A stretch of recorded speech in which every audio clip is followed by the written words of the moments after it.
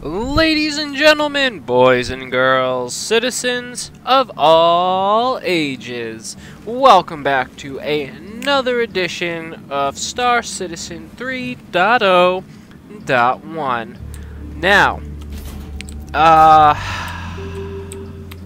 oh boy. So, I've been having a lot of really weird, random, issues happening.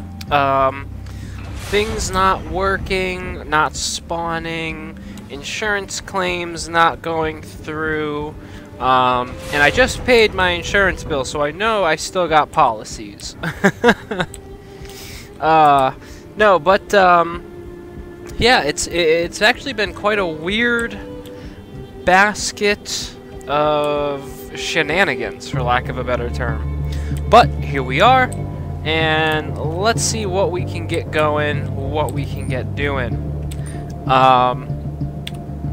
Let's see, are there any good missions? No.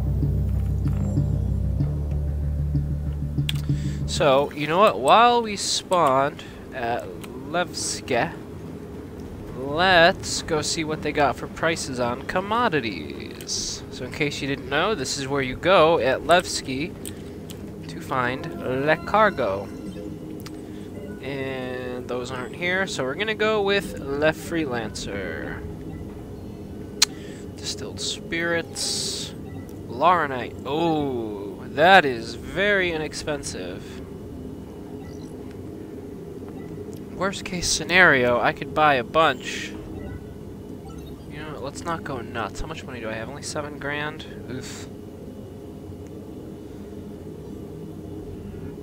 Yeah, let's go 60 units. That way, at least if I crash or, I don't know, something, I'll at least still have a little bit of pocket change.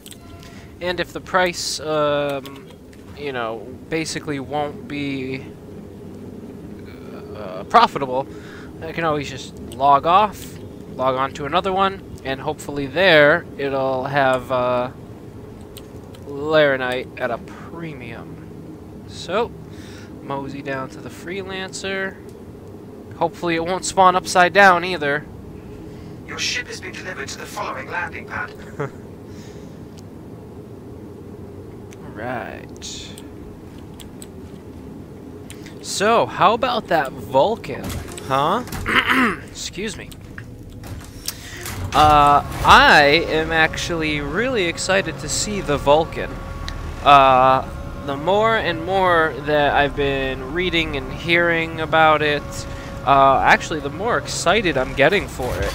It looks like it is a really nice sized ship. Oh god, the ship is dancing. Okay, but it's right side up. Alright, we can salvage this. The Vulcan actually sounds like a very attractive ship, and it looks very attractive. I really dig its size. Like, I think it's the perfect size. Oh god, that didn't fix it. Oh lordy. Hey, there we go. Sort of. Oh, sweet evil Jesus. Alright, let's see if we can get in it before it blows up and then I lose everything. Yeah, so the size of the Vulcan looks great, actually. I was a little bit worried it was going to be really small, but it's got a nice living area. It's got, the cockpit with 3 seats, counting the pilot, so pilot and 2 support. Got the extended fuel tanks at the rear. I'm sorry, not the rear. The belly of the ship. And it's got the cargo ramp in the rear, a la the Misk Freelancer, much like this ship here. And it has an elevator to get to the living area, which actually looks halfway decently sized. And I say that in a good way. I mean that like, hey, that's decently sized. And I am really digging the fact that it comes with 4 drones that can either repair, rearm, or refuel. That is going to be fan-damn-tastic. Now, a lot of people have brought up a really good point in that it sounds as though it's being touted as a starter ship. Oh, fuck. But people have been complaining about its price being upwards of $200, depending on if you get the war bond, which is $185. But I think people are taking the word starter out of out of context. Let me rephrase that. So it seems to me like the vernacular starter ship in this context is more related to it is a starter ship for those roles. You know, so for example, the Aurora MR and the Mustang Alpha are legitimate starter ships, as in this is to start your journey inside of Star Citizen. Whereas the Vulcan seems more, at least to me, like a starter ship in the vein of those particular careers. And I think that's a great idea, because I don't have a Crucible. And I was actually really interested in looking into the repair mechanic for ships, but I couldn't bring myself to buy a Crucible because aside from that, god damn, I'm getting interdicted left and right. Fucking hell, get off my dick.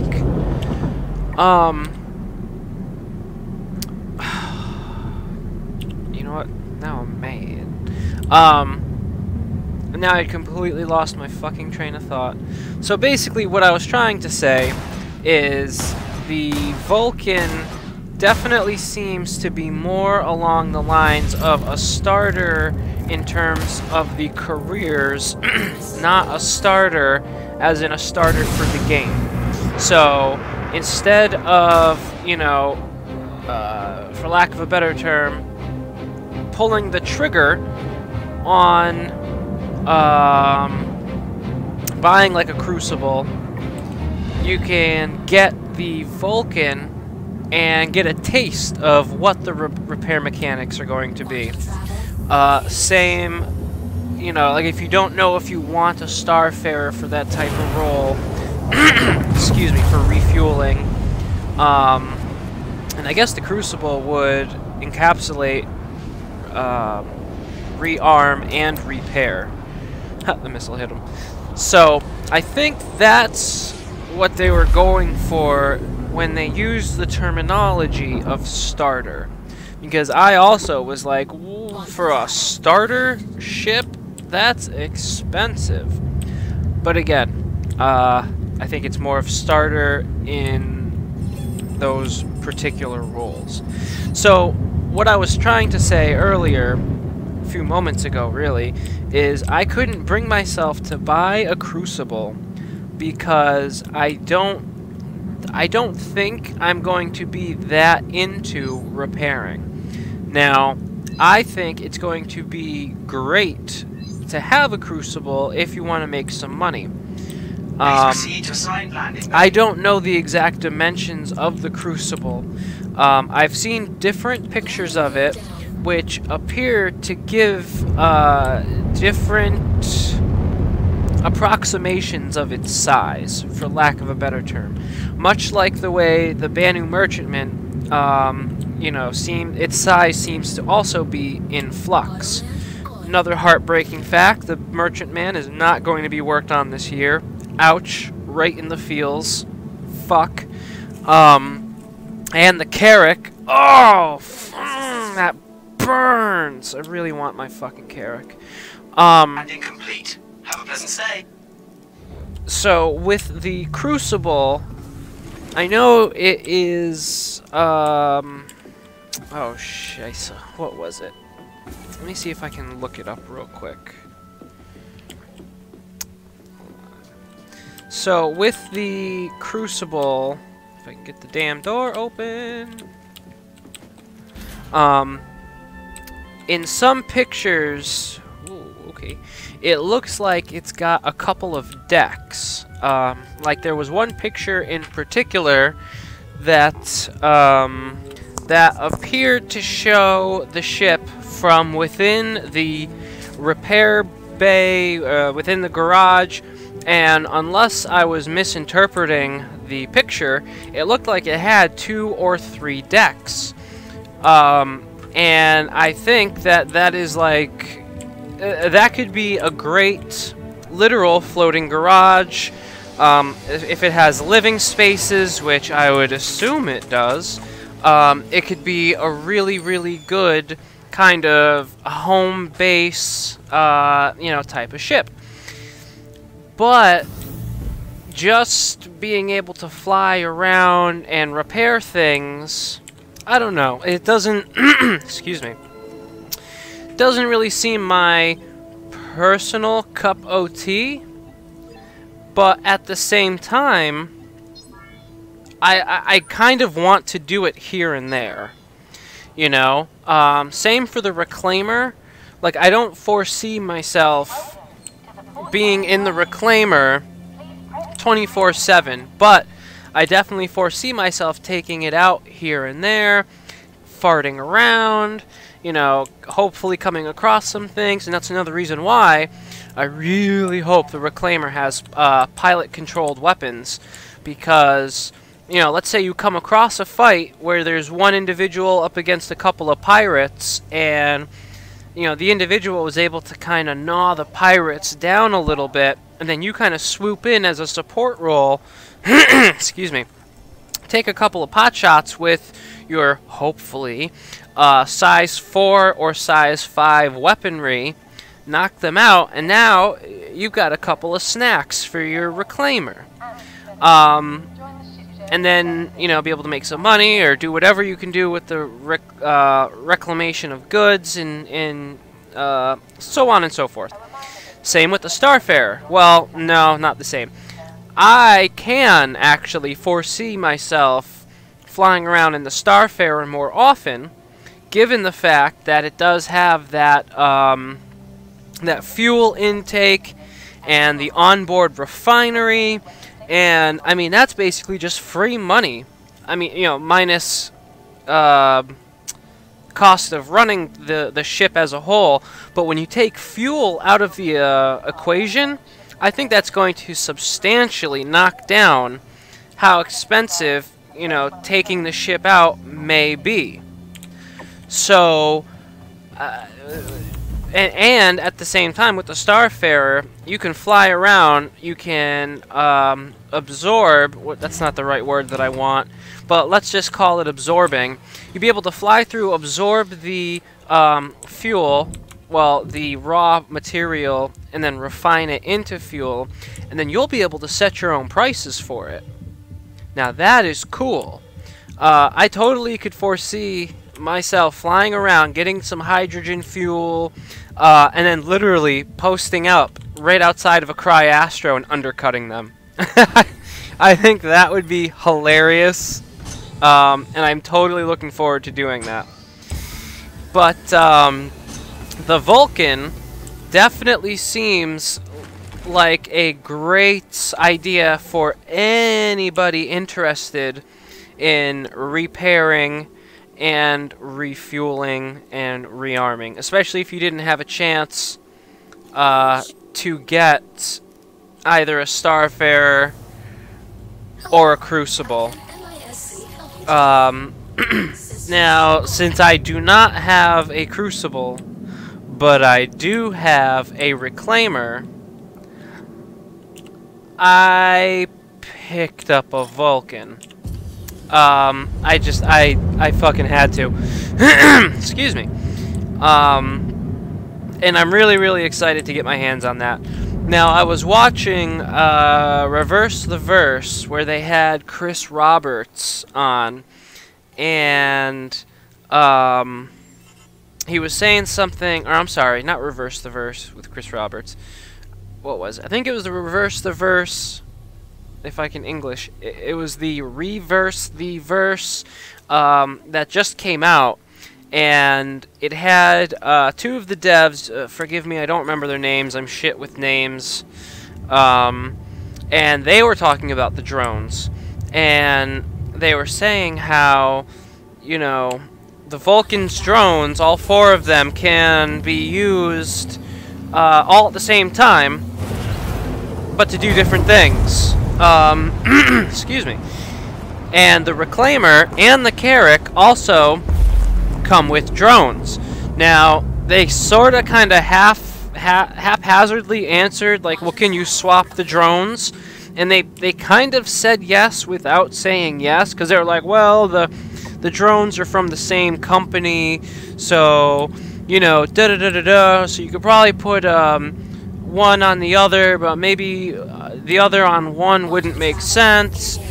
But I think that would be really, really cool to take maybe 1 or 2 Reclaimer drones, slap them in the Vulcan, vice versa, and see, you know, what kind of shenanigans you can come up with with that configuration of drones. Now, that brings me to a question. So the Vulcan, which is repair, refuel, rearm, has drones which repair, refuel, rearm. Reclaimer has drones which help tear down the hulls, and the way it was explained is those drones will basically apply damage to the hulls of the ships, and that's how you'll be able to kind of break it down, if I understood correctly. So that brings me to my next question, which is, what would the Carrick's drones do? Now, obviously, the Carrick being for exploration, you know, I'm not expecting them to be able to refuel, rearm, repair, nor am I expecting them to have any sort of reclamation abilities. But I wonder what kind of... how can I word this? What attributes and abilities would be favorable and preferable for a for an exploration ship? Now, I'm wondering if you'd be able to send the drones out to kind of scout the area and see if it picks up, you know, maybe certain signals, distress beacons. Maybe it can measure the gravitational force to help you kind of sniff out jump points. So it all depends on what they're doing. I mean, if the jump points are going to be more along the lines of like a black hole, then theoretically, depending, we should be able to sniff those out by the measure of gravity. So, speaking about the Carrick and the drones, one thing I would really like to see is being able to outfit the Carrick's drones with some sort of mil-spec, or possibly some sort of offensive or defensive weaponry, given the fact that the Carrick was a military ship. Now, you know, again, I'm not saying this thing needs to be fucking jacked and full of cannons and this thing can obliterate, you know, a fucking Borg cube or some shit. No, no, no. I would just like to see it be able to do some sort of military, you know, either an assault, a defense, maybe have it up so that way it can be maybe some sort of like proximity trigger, or, you know, something like remote cameras, possibly. I mean, I have to assume they'd have remote cameras, unless they're going to be more along the Vulcan where it's a manual drone, you know, as opposed to having AI subroutines or just being automated in one form or another. And I would I'd be really, really happy if... Does anybody know how many drones the Carrick is supposed to have? Or the Reclaimer, for that matter? I hope the Reclaimer has more than 4. Because just having 4 for a ship the size of the Reclaimer versus, you know, something like the Vulcan, which is much smaller, I don't know, that just seems a little weird. Again, don't have an exact count, don't know how many they potentially have, but I would have to guesstimate the Reclaimer having at least 6.